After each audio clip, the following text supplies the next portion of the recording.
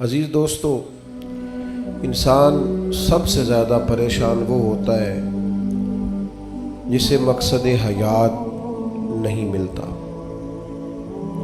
جسے پتہ ہی نہیں ہوتا میں کیوں آیا ہوں، کس لیے آیا ہوں، کس کا بھیجا ہوا آیا ہوں۔ وہ سب سے زیادہ آزمائش میں ہوتا ہے، اور جن کو معرفت الہی نصیب ہو جاتی ہے اپنے مالک کا پتہ جاننے لگتے ہیں، محسوس کرتے ہیں کہ مجھے کسی مقصد کے لیے بھیجا گیا ہے، وہ آسودہ زندگی گزارتے ہیں، قلبی اطمینان اور انشراح صدر اللہ انہیں عطا کرتا ہے۔ اللہ تبارک و تعالیٰ نے جب اپنے بندوں کی آزمائش کو دیکھا کہ وہ ڈھونڈتے پھرتے ہیں کہ ہم کیوں آئے، کس لیے آئے، کیوں بھیجے گئے، اللہ تعالیٰ نے انبیاء کرام علیہم السلام کا سلسلہ شروع فرمایا، اور پھر اس سلسلے کو بام عروج دیا اور اپنے پیارے حبیب علیہ السلام کو دنیا میں مبعوث فرمایا، اور فرمایا یا ایھا الناس قد جاءکم برہان من ربکم، اے لوگو یہ جو میرے نبی پاک علیہ السلام تمہارے پاس آئے ہیں تو یہ رب کی دلیل بن کر آئے، یعنی حضور سید عالم صلی اللہ تعالی علیہ وسلم کا وجود اطہر، کردار مبارک، آپ کا تبلیغ و ارشاد، آپ کا دعوت دین، یہ سب اس بات کی دلیل ہے کہ نبی پاک علیہ السلام اللہ کے سچے رسول بن کر دنیا میں تشریف لائے۔ ہم جب دنیا کے اندر نکلتے ہیں تو ہم دیکھتے ہیں کہ بڑے بڑے سمجھدار لوگ ہیں لیکن گمراہی کی زندگی گزار رہے ہیں۔ وحی الہی کے بغیر انسان جو بھی وقت گزارتا ہے، اللہ تبارک و تعالیٰ کے انبیاء پر جو وحی ہوتی ہے ان کی تعلیمات کے بغیر جو بھی وقت گزارا جاتا ہے وہ کبھی راہ حق پر نہیں گزرتا۔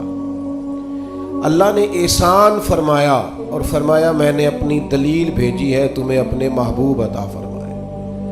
نبی پاک علیہ السلام کا ظاہری وجود بھی سارا اس بات کی دلیل ہے کہ حضور اللہ کے رسول ہے۔ حضرت عبداللہ ابن رواحہ رضی اللہ تعالیٰ عنہ اس مضمون کو اس طرح بیان فرماتے ہیں، آپ ارشاد فرماتے ہیں کہ حضور کوئی معجزہ بھی نہ دکھاتے، نہ ڈوبے ہوئے سورج کو عصر پر بلاتے، نہ چاند کے 2 ٹکڑے کرتے، نہ درخت سجدہ کرتے، نہ پتھر کلمہ پڑھتے، کوئی معجزہ بھی سرکار نہ دکھاتے، تو فرماتے ہیں حضور کا چہرہ مبارک ہی ایسا تھا لوگوں نے دیکھتے جانا تھا اور کلمہ پڑھتے جانا تھا۔ اللہ تعالیٰ نے حضور کے وجود نور کو اس طرح کا بنایا۔ پھر حضور علیہ السلام کو کچھ خاصیات جو محبوب پاک علیہ السلام کے فضائل، شمائل اور خصائل کو بیان کرتی ہیں، وہ بدرجہ اتم اللہ تعالیٰ نے محبوب کو عطا فرمائی۔ مثلاً ایک حضور کی شان یہ ہے کہ نبی پاک امی ہے۔ امی کا معنی یہ ہے کہ حضور نے دنیا میں کسی استاد سے آ کے پڑھا نہیں، حضور سید عالم علیہ السلام کسی مکتب میں نہیں گئے۔ آپ کبھی ان لوگوں سے ملاقات کریں جو دنیا میں جنہوں نے پڑھا لکھا نہیں، وہ بڑے سیانے بھی ہوں نا کبھی، اور بڑے معاملہ فہم بھی ہوں، تو پھر بھی اپنے جملوں اور اپنے لفظوں پر اس طرح کنٹرول نہیں کر پاتے جو ایک پڑھا لکھا آدمی کر سکتا ہے۔ نبی پاک علیہ السلام امی ہیں، سرکار نے دنیا کے کسی استاد سے نہیں پڑھا، لیکن یہ دلیل ہے نا میرے نبی کے سچا رسول ہونے کی کہ حضور نے علم و حکمت کے وہ موتی عطا فرمائے ہیں کہ دنیا حیران رہ گئی۔ یعلمہم الکتاب والحکمہ، اللہ فرماتا ہے یہ تمہیں کتاب بھی سکھائیں گے اور دانائی بھی سکھائیں گے۔ جو فلسفیوں سے کھل نہ سکا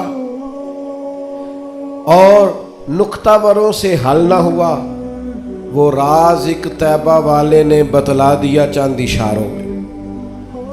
حضور علیہ السلام دانائی، حکمت، تدبر، فہم و فراست، آپ سرکار کا کوئی ایک فرمان پڑھ لیں، حضور کی کوئی ایک حدیث پاک آپ لے لیں، اس کی معنویت میں اتریں، اس کی گہرائی اور گہرائی کو آپ دیکھیں، آپ حیران ہو جائیں گے۔ صدیوں کے ادیب، شاعر، हुक्मा वो अपना सारा कलाम ला के वहां कुर्बान कर दें तो गर्दे राह तक नहीं पहुंच सकते।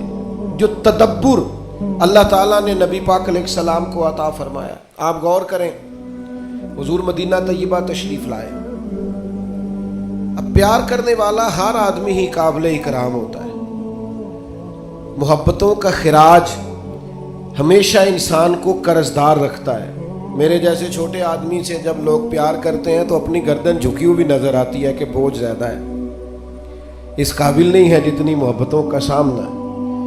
तो अब सब मोहब्बत करने वालों की दिलजोई करना, उनके मेयार पर पूरा उतरना, उनके मामलात को देखना, ये आसान काम नहीं होता। किसी दरवेश ने कहा था, मैं दोस्त थोड़े बनाता हूँ, इसलिए कि दोस्त ज़्यादा हो तो हुकूक भी ज़्यादा होते हैं, तो मैं इतनी वुसअत नहीं रखता कि मैं सबके हक अदा कर सकूँ।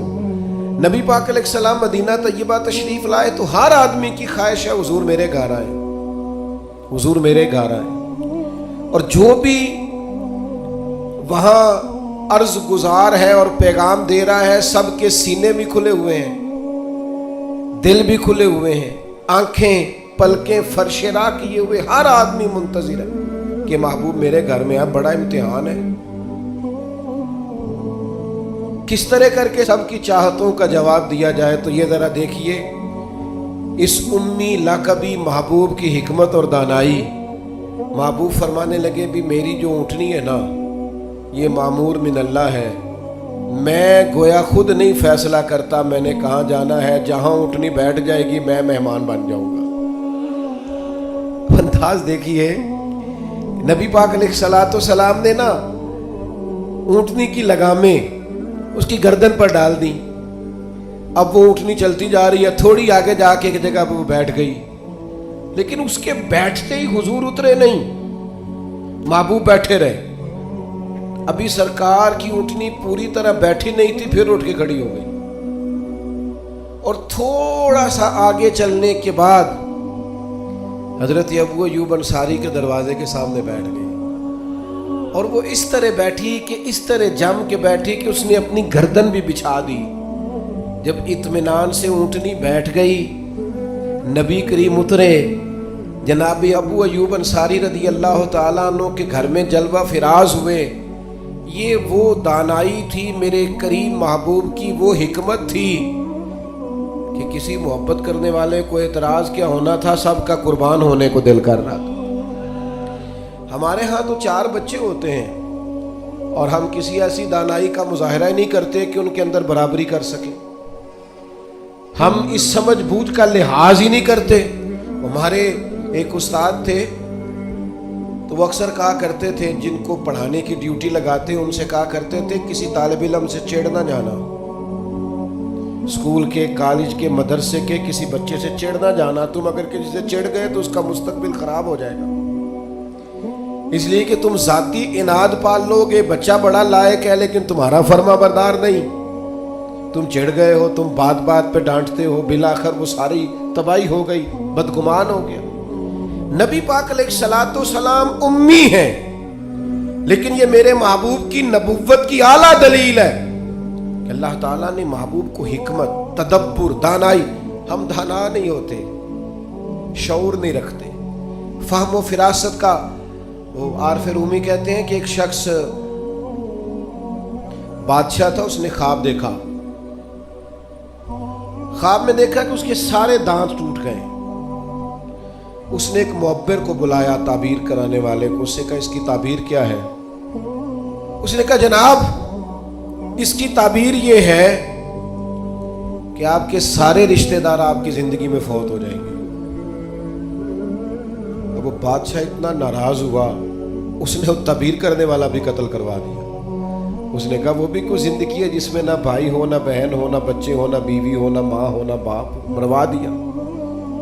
एक और आदमी ताबीर करने वाला था पर वो दाना भी था, उसको बुलाया और बुलाकर बादशाह ने कहा मैंने ख्वाब देखा है, ख्वाब में मेरे सारे दांत टूट गए, ताबीर बताए। तो वो कहने लगा बादशाह मुबारक हो, इसकी ताबीर ये है कि अल्लाह ताला खानदान में सबसे लंबी उम्र आपको अता फरमाएगा। बादशाह ने उसे इनाम दिया, कहा तू जीता रह, क्या तूने बात की है।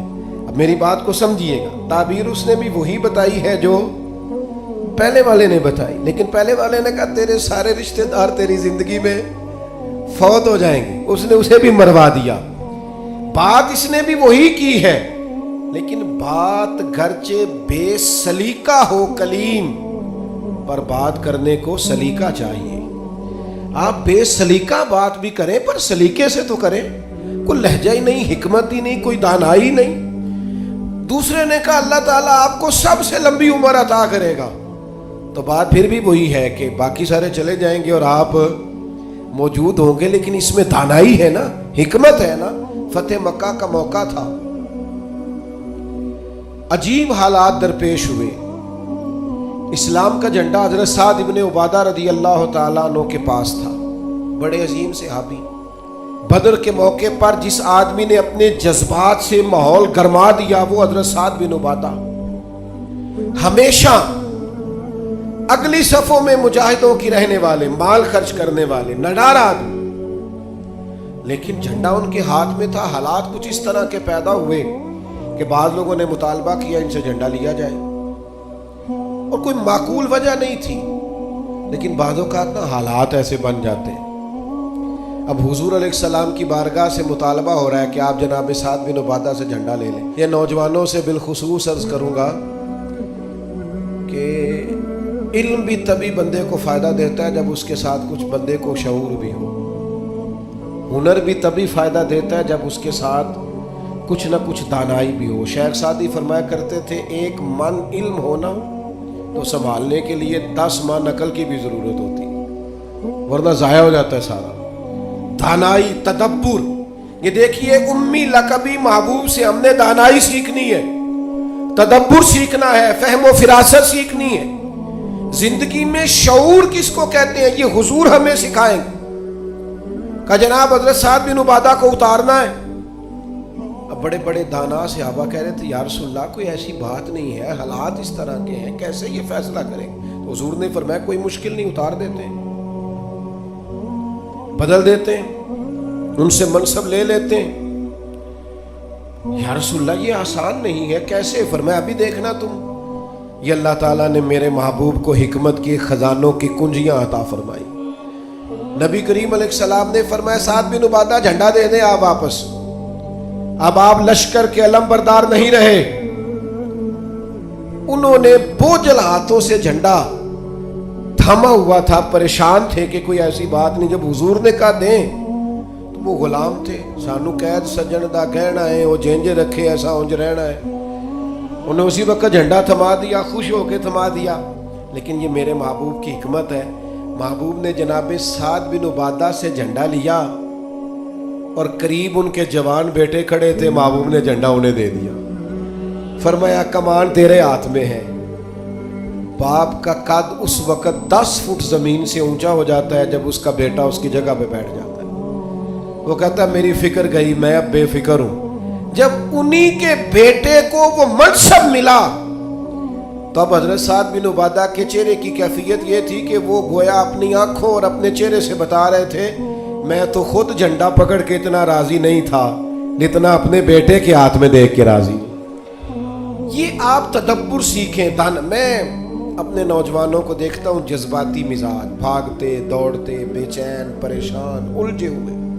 ابھی میں ملک سے باہر تھا، میرے ساتھ اکثر ایسے ہوتا ہے، بیرون ملک جو لوگ ہوتے ہیں نا وہ زیادہ پریشان ہوتے ہیں پاکستان کے حالات کو لے کر، وہ زیادہ خبریں دیکھتے ہیں۔ ایک صاحب مجھ سے کہنے لگے پاکستان کے حالات، میں نے کہا بالکل ٹھیک ہے، یہ اتار چڑھاؤ ہے، زندگی کے ساتھ چلتا ہے، بے چینی نہیں، بے قراری نہیں، الجھاؤ نہیں، ہر وقت کا اضطراب نہیں، دانائی، تدبر، حکمت، معاملہ فہمی، یہ ہمیں ہمارے رسول پاک نے عطا فرمائی۔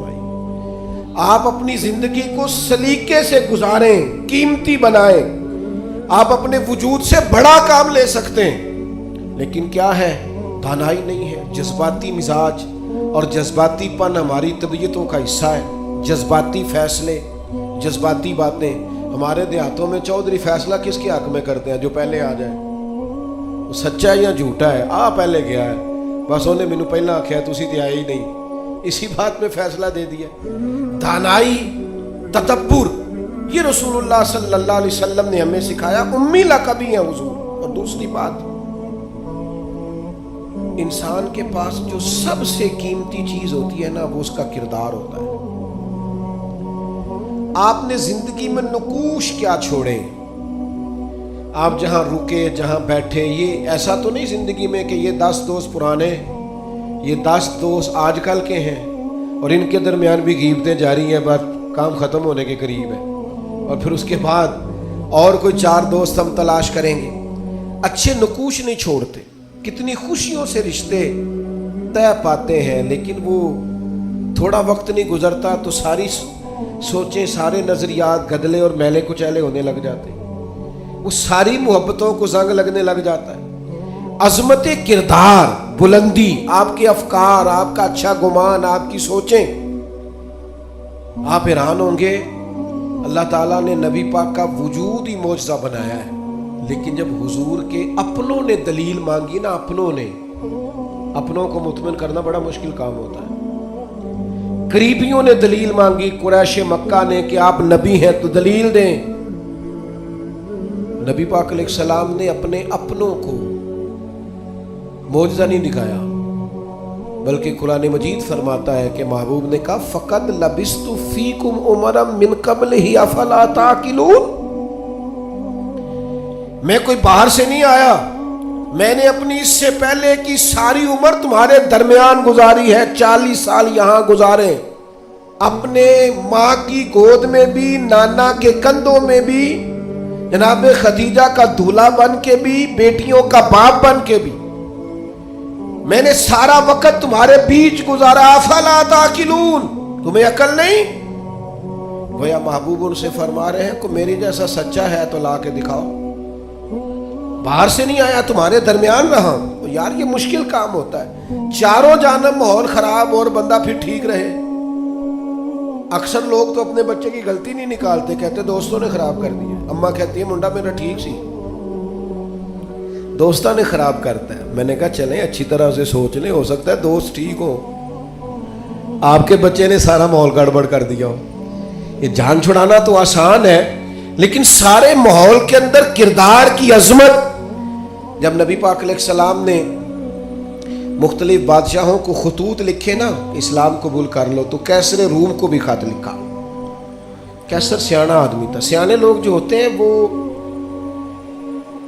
زمینی حقائق دیکھتے ہیں، جذباتی فیصلے نہیں کرتے، وہ معاملہ فہم ہوتے ہیں۔ آج کل جس طرح میں اور آپ ہیں نا، تصویروں کے اندر زندگی گزار رہے ہیں، لائکس، ویوز، کمنٹس، اسی پر زندہ ہے۔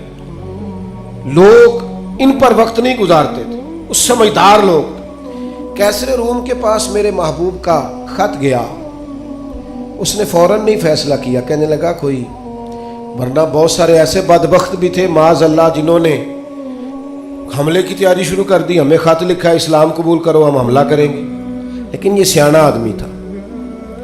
اس نے لوگوں سے کہا یہاں اگر کوئی سردار آیا ہوا ہو نا، مکے کا، تجارت کی غرض سے سردار آیا کرتے، کوئی سردار آیا ہوا ہو تو میری ملاقات کراؤ۔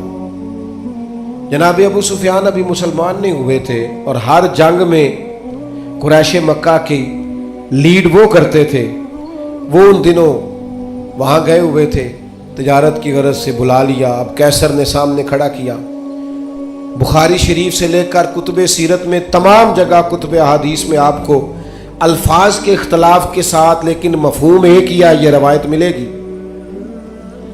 کیسر نے سوال کرنے شروع کیے جناب ابو سفیان سے۔ پہلے پوچھا آپ کون ہے؟ کہا میں سردار ہوں۔ کوئی رشتہ؟ کہنے لگے جس محبوب نے آپ کو خط لکھا ہے میں رشتے میں چچا ہوتا ہوں۔ کہنے لگے بتائیے، اس محبوب نے دعویٰ نبوت کیا ہے، ان کے خاندان میں ماضی قریب میں کسی اور نے بھی کیا ہے؟ کہا نہیں۔ کہا کوئی بادشاہ گزرا ہو ان کے خاندان میں قریب کا؟ کوئی نہیں۔ کہا یہ بتائیے ان کے ماننے والے امیر ہیں کہ غریب؟ تو ابو سفیان کہنے لگا ماڑے بندے، ماڑے بندے۔ میں آپ مجھ سے ناراض نہ ہوئیے گا، لیکن محفل میلاد میں بھی ماڑے بندے آتے ہیں، سیاسی سماجی لوگ بھی آتے ہیں کسی سے ادھاری ٹوپی لے کے، ان کا خیال ہوتا ہے چلو میلاد کی محفل کی بھی قیادت جلدی سے ہم لے لیں، جلوس بھی جلدی سے قبضہ کر لیں، کل کوئی لوگوں کو پاس بھی جانا ہے الیکشن کے دنوں میں، لیکن غریب لوگ۔ پر ہمارا حال یہ ہوتا ہے کہ جس کو 35 سال ہو گئے فجر کی اذان پڑھتے، وہ بیچارہ میلاد کی محفل کی بھی صدارت نہیں کر سکتا۔ وہاں بھی جن کے ہاتھوں میں نوٹوں کی دتیاں اچھی ہوں ان کی سیٹیں اگلی ہوتی ہیں۔ یہ ذوق ٹھیک نہیں، یہ اس محفل کے وقار کے حق میں نہیں۔ یہ بات یہ بڑی بلند و بالا محفل ہے، اس کا معیار اور ہونا چاہیے۔ پوچھا سردار نے، ابو سفیان بتائیے ماننے والے کون ہیں؟ کہ غریب غریب۔ فرمایا یہ بتاؤ تمہاری کبھی ان سے جنگ بھی ہوئی ہے؟ کہا ہوئی ہے۔ کہ نتیجہ کیا نکلا؟ کہا کبھی ہم فتح یاب ہوئے کبھی وہ۔ کہنے لگا اچھا یہ بتائیں ان کے ماننے والے گھٹ رہے ہیں بڑھ رہے ہیں؟ ابو سفیان کہنے لگا جی بڑھ تو روز بروز رہے ہیں، اور نتیجہ خیز ہو رہی ہے دعوت۔ اس نے کہا اچھا یہ بتائیں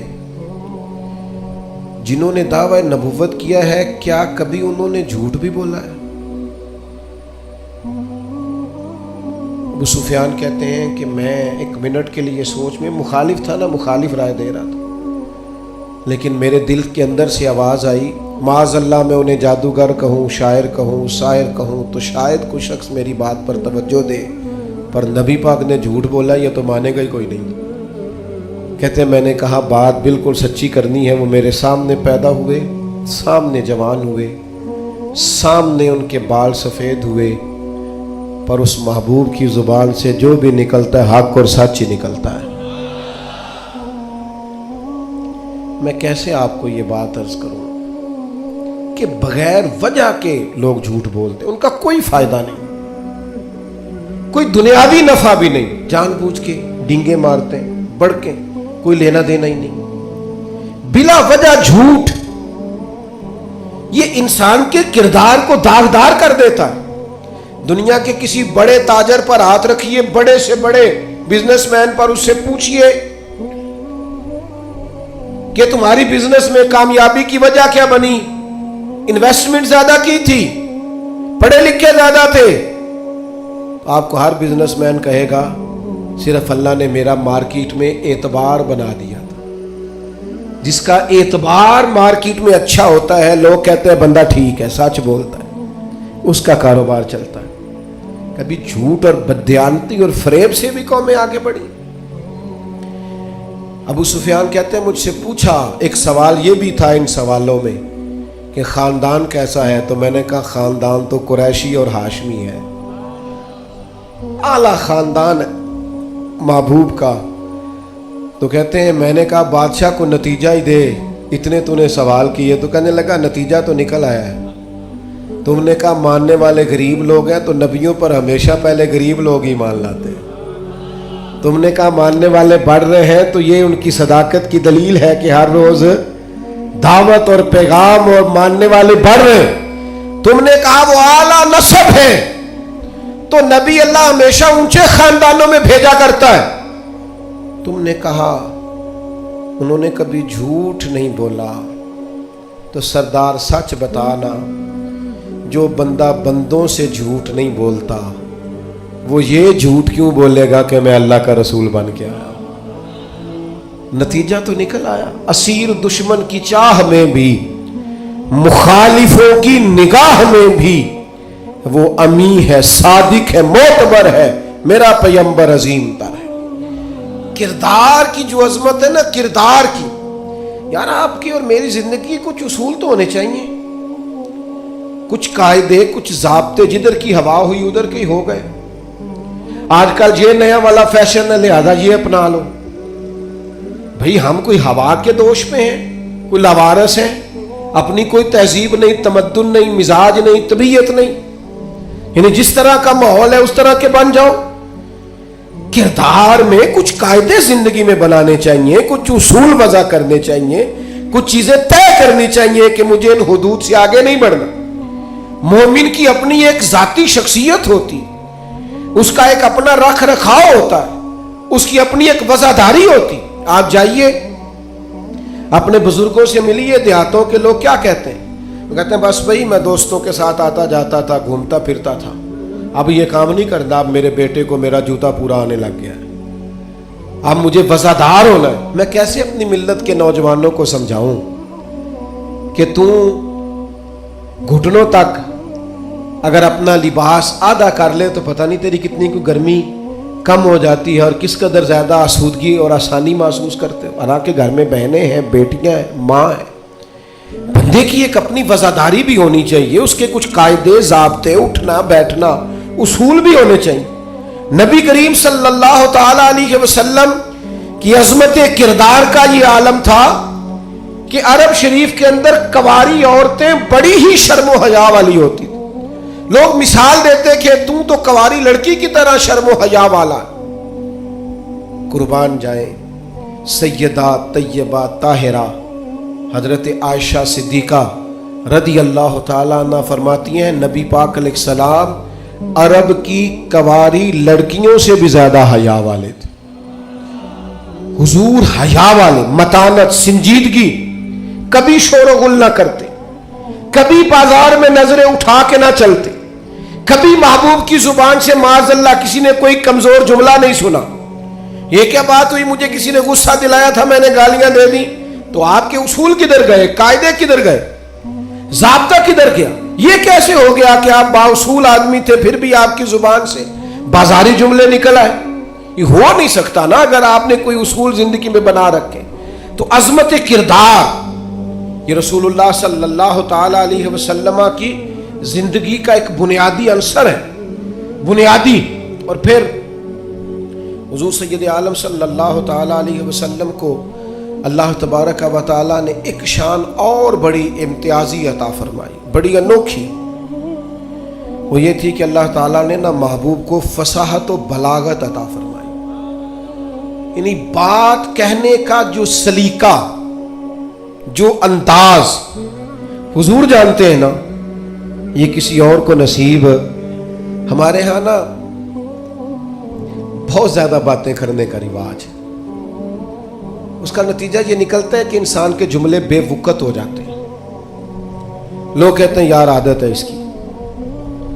اور کچھ لوگ ایسے ہوتے ہیں کہ جن کے پاس آپ بیٹھے نا تو کبھی کبھی تیل کی ضرورت پڑ جاتی ہے کہ تھوڑا تھوڑا یہاں لگا لے بندہ, اس لیے کتنی باتیں سناتے ہیں, اتنی باتیں. اور آج کل تو ایک اور رواج بھی ہو گیا ہے, کہتے ہیں قطع کلامی معاف اور ساتھ ہی بات شروع. تو میں کئیوں سے کہتا ہوں پہلے پوچھ تو لیں ہم نے معاف کیا بھی ہے کہ نہیں. آپ تو گن پوائنٹ پہ معافی لے رہے ہیں, آپ نے حکم دائر کیا ہے قطع کلامی معاف اور آپ شروع ہو گئے. گفتگو میں, لہجے میں, دعوت دینے میں, پیغام دینے میں, میں آپ کی خدمت میں عرض کروں گا روز بچوں کو بھی نہیں ڈانٹنا چاہیے, روز نہیں نصیحت کرنی چاہیے ورنہ نصیحت بے وقت ہو جاتی.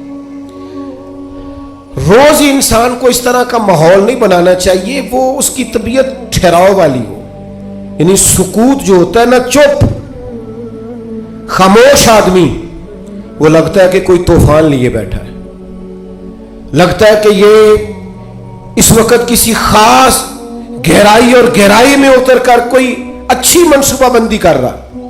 نبی پاک علیہ السلام کو اللہ نے بڑی فصاحت و بلاغت عطا فرمائی, لیکن اس کے ساتھ ساتھ اللہ تعالیٰ نے علم کے خزانوں کی کنجیاں دیں. سرکار جب بات کرتے نا تو صحابہ فرماتے ہیں ہر جملہ دوسرے جملے سے جدا ہوتا. اس طرح حضور بولتے کہ اگر کوئی لفظ گننا چاہتا تھا تو گن بھی سکتا تھا.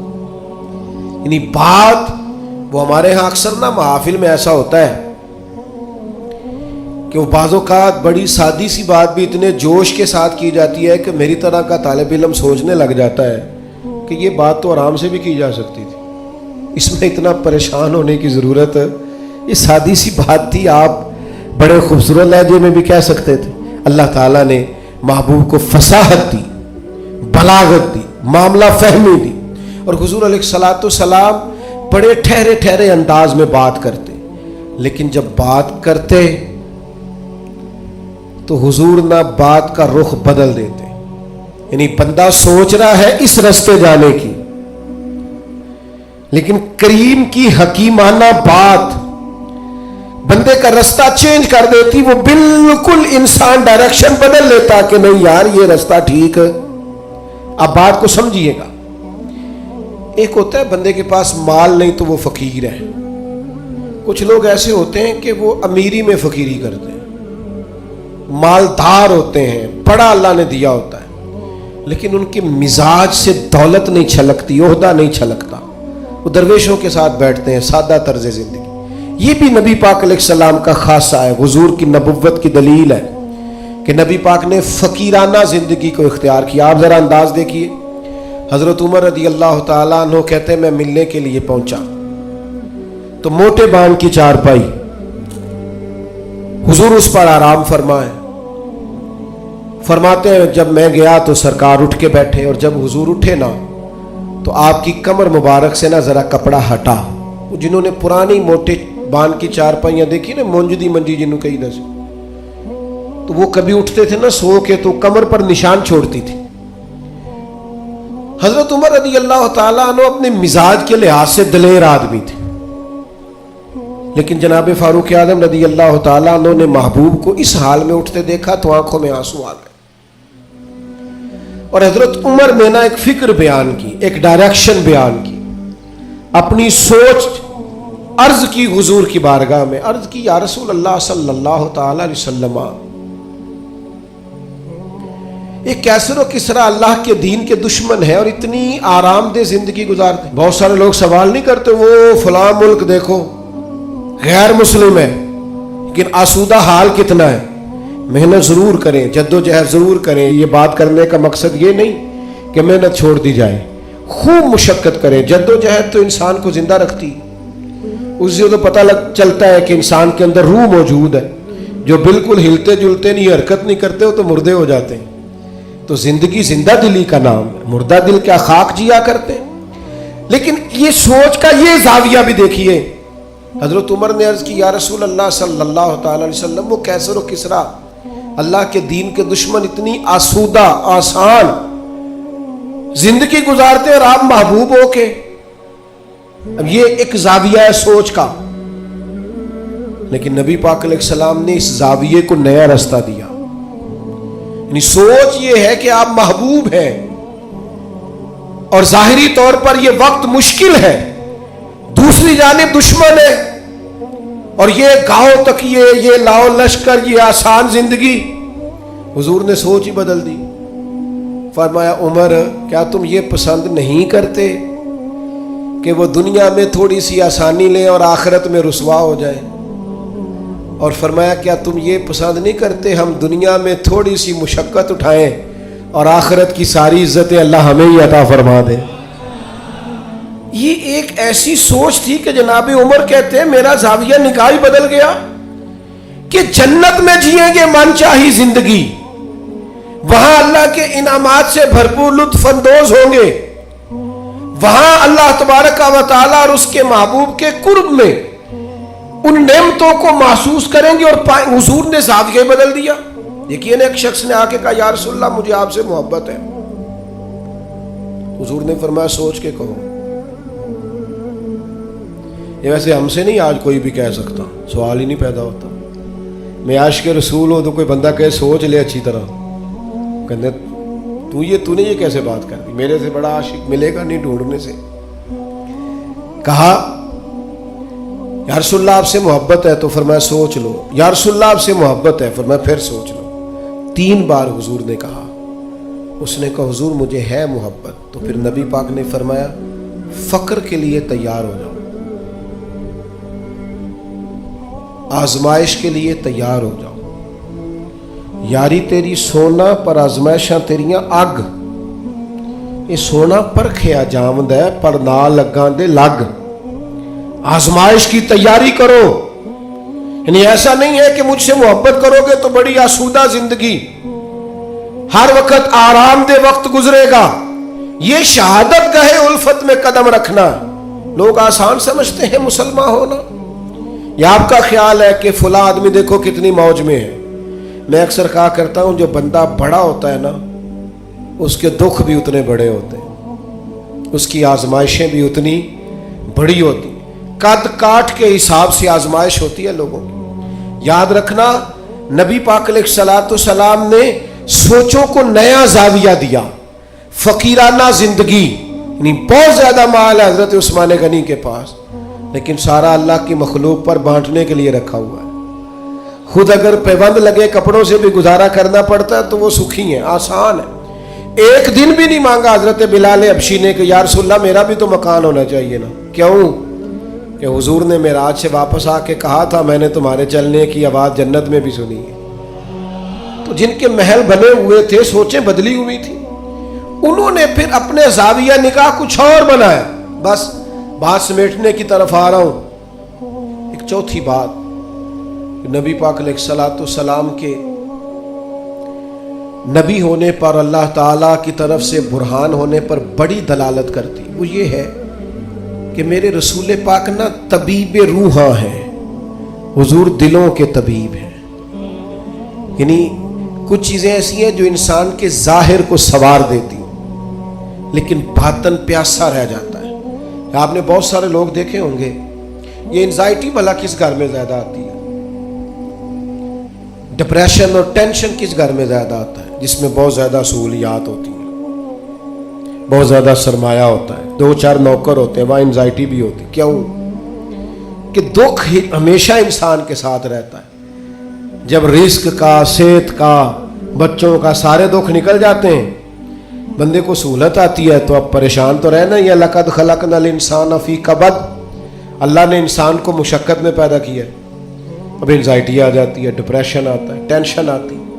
نبی پاک صلی اللہ تعالی علیہ وسلم نا طبیب روحاں ہیں. حضور دلوں کے طبیب ہیں. محبوب کو اللہ نے یہ کمال دیا ہے کہ حضور دل کی دنیا بدل ڈالتے. یعنی حضور کی بارگاہ عالی مرتبت میں جو آتا نا، باطنی طور پر، روحانی طور پر وہ تبدیل ہو جاتا، اس کی کیفیات بدل جاتی. کفر، شرک، نفاق، ہر چیز سے وہ دور ہو جاتا، حتیٰ کہ ہرس، ہوس، لالچ، یہ ساری بیماریاں اس کی جان چھوڑ جاتی. خدا را میری اس بات پر خاص توجہ کرنا، ہم بھی اگر چاہتے ہیں نا بے چین روحیں چین پائیں تو پھر نا کوئی ایک بات حضور کی لے لے زندگی میں. ایک بات، ایک شخص صدر ہوا بہت بڑے غیر مسلم ملک کا، اس سے لوگوں نے کہا کہ آپ منشور دیں. یہ جو پہلی تقریر کرتے ہیں نا وزیر اعظم یا صدر، وہ تقریر دستور ہوتی ہے، منشور ہوتی ہے، میں یہ کروں گا، میں یہ کروں گا. اور ہمارے ہاں تو بہت سارے دعوے بھی کر دیے جاتے ہیں اسی تقریر میں. اس سے کسی نے کہا کہ اتنے ملک کے آپ صدر بنے ہیں تو ملک کیسے چلائیں گے؟ تو اس نے کہا میرے پاس مسلمانوں کے نبی کی ایک حدیث ہے صلی اللہ تعالی علیہ وسلم، میرا وہی دستور ہے، وہی منشور ہے. کہا وہ کیا؟ تو بڑی عام روایت ہم سب کو آتی ہے.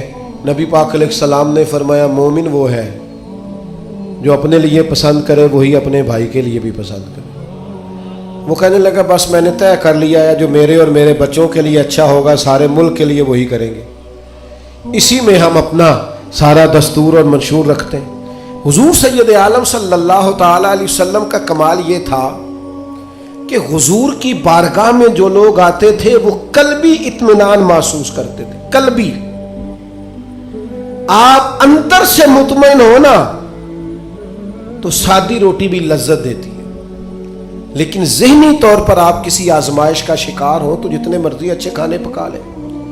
حضور کی بارگاہ عالی مرتبت میں کمال یہ ملا لوگوں کو کہ انہیں اطمینان قلبی، فقیری میں بھی. سیدہ طیبہ طاہرہ حضرت خدیجہ الکبریٰ رضی اللہ تعالی 20 گویا کنیزیں تھی جناب خدیجہ کے گھر کام کرنے، ملکہ تھی وہ تو گویا مکے کی،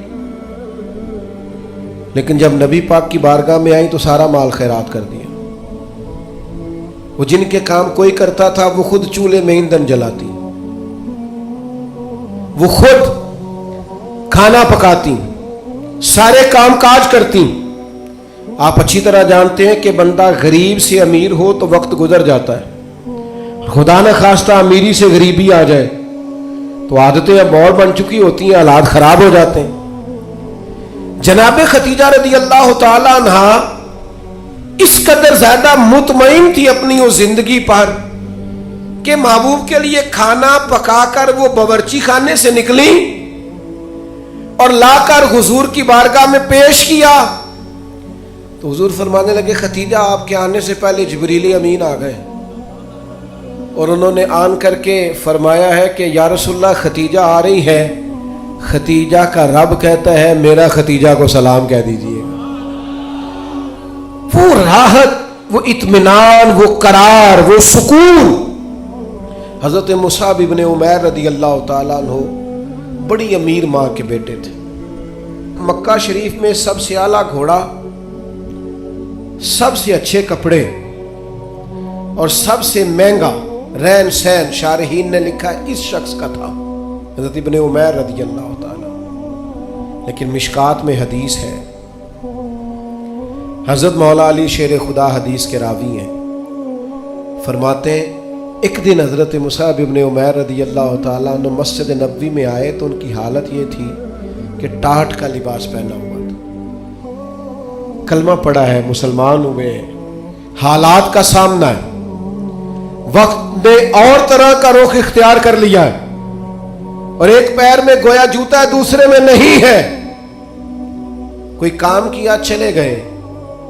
حضرت علی کہتے ہیں وہ چلے گئے پر حضور کی آنکھوں میں آنسو آ گئے اور کریم فرمانے لگے دیکھو یہ وہ تھا جو بڑا شاہانہ وقت گزارتا تھا، میری محبت نے اس کا کیا حال کر دیا۔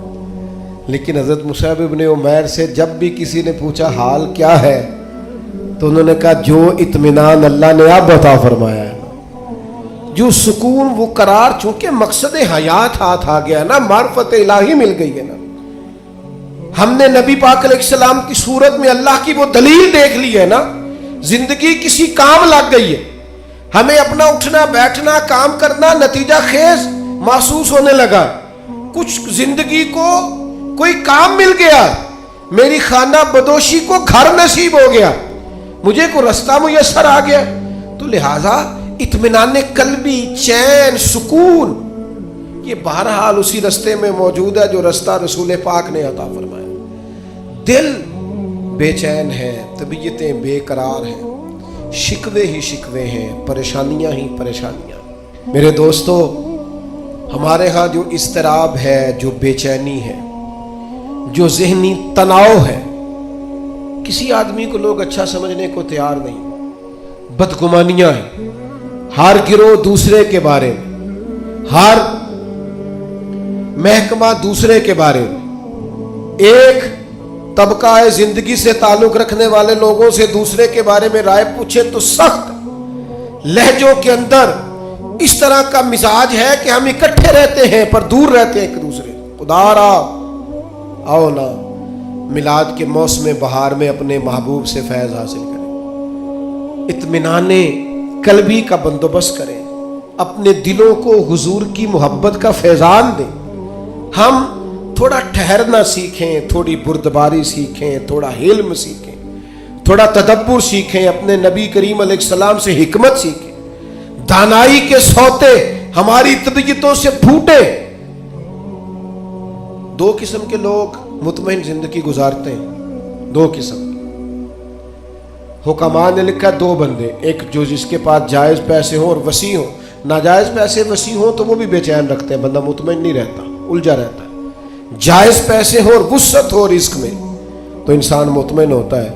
اور دوسرا، اگر اللہ کتاب و سنت کا علم عطا کر دینا، پھر طبیعت میں وہ ٹھہراؤ آتا ہے، وہ سکون آتا ہے۔ تو یاد رکھنا، نبی پاک کی صرف باتیں پڑھ لی جائیں نا، سیرت پاک کو پورا پڑھ لیا جائے، حضور علیہ الصلوۃ والسلام کا وقار، بردباری، معاملہ فہمی، تدبر، حضور علیہ السلام کا حقوق العباد کا چارٹر، انسانی حقوق کے تعلق سے سرکار کے ارشادات۔ یعنی میں بڑے زمانے سے دوستوں سے یہ کہتا ہوں کہ ایک مہینہ پہلے بیٹی کے فرنیچر کا آرڈر دیتے ہو، کم از کم مہینہ پہلے، اور 15 دن پہلے بیٹے کی شیروانی اور سوٹ، کم از کم 15 دن پہلے۔ کاش ان دونوں کو تم کسی ایسی جگہ بھی لے جاؤ جہاں انہیں میاں بیوی کے حقوق کا درس بھی ملے۔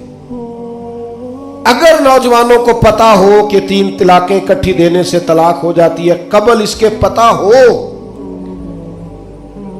तो जो सैकड़ों केसेस रोज तलाक के आते हैं और वो पछता रहा होता है बाद में, लेकिन चूंकि अब उसने दरवाजा ही बंद कर दिया है, 3 तलाकें दे, क्या किया, मसाइल का पता ही नहीं, आगाह ही नहीं।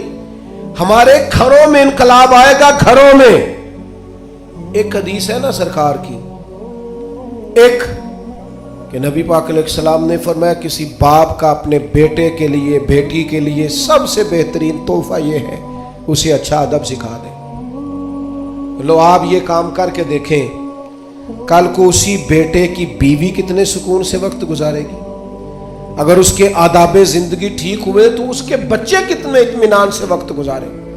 उसके दोस्त कहेंगे यार क्या आदमी है, इसके साथ बैठे तो जिंदगी खूबसूरत हो जाती। हमने क्या किया है, हमने अपने बेचैन दिल को चैन नहीं दिया, हुजूर की बारगाह से फैज़ याब नहीं किया। बेहिकमत और बेतरतीब जिंदगी, उलझे ख्यालात, टूटती बिखरती सोचें, वसवसों के गलबे हमने अपने ऊपर ओढ़ लिए हैं।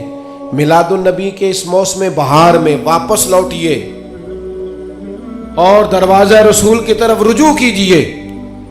कयामत तक के लिए अब नबुव्वत का दरवाजा बंद है।